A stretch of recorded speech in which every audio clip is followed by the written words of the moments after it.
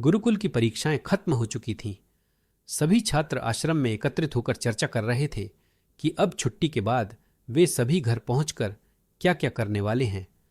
तभी अचानक से गुरुजी ने आश्रम के बाहर से आवाज दी और कहा कि सभी छात्र बाहर मैदान में एकत्रित हो जाए। सभी छात्र मन ही मन ये सोच रहे थे कि घर जाने से पहले गुरुजी उन्हें कोई खास तोहफा दे सकते हैं। सभी छात्र मैदान में इकट्ठा हो गए।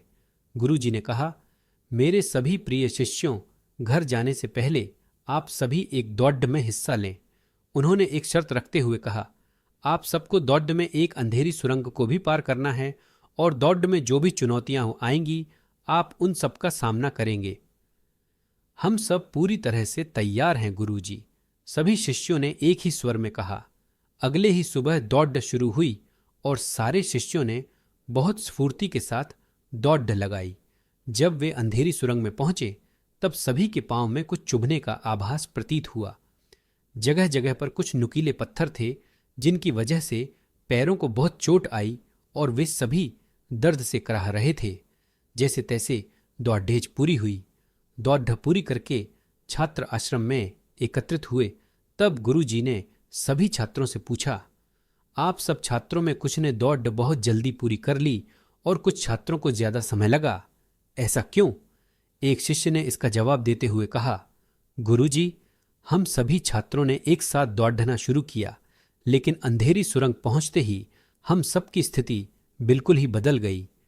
कुछ मित्रों के पैर में नुकीले पत्थर चुभने के कारण वे संभल कर आगे बढ़च रहे थे, तो कुछ मित्र पत्थरों को उठाकर अपने हाथ और जेब में पकड़ाते जा रहे थे ताकि पीछे आ रहे दूसरे मित्रों को दर्द न सहना पड़े। गुरुजी ने कहा, जिन शिष्यों ने पत्थर उठाए हैं वे सभी आगे आकर मुझे वो पत्थर दिखाए।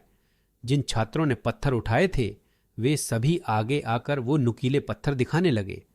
गुरुजी ने उनमें से एक पत्थर अपने हाथ में लिया और कहा, शिष्यों, जिन्हें तुम सभी एक सामान्य सा पत्थर समझ रहे हो, ये असल में बहुमूल्य हीरे हैं और मैंने ही इन्हें सुरंग में डाला था। यह दौड़ हमारे जीवन की प्रतिस्पर्धा को दर्शा रही है, जहां हर एक व्यक्ति एक दूसरे से बस आगे निकलने के लिए ही दौड़ रहा है।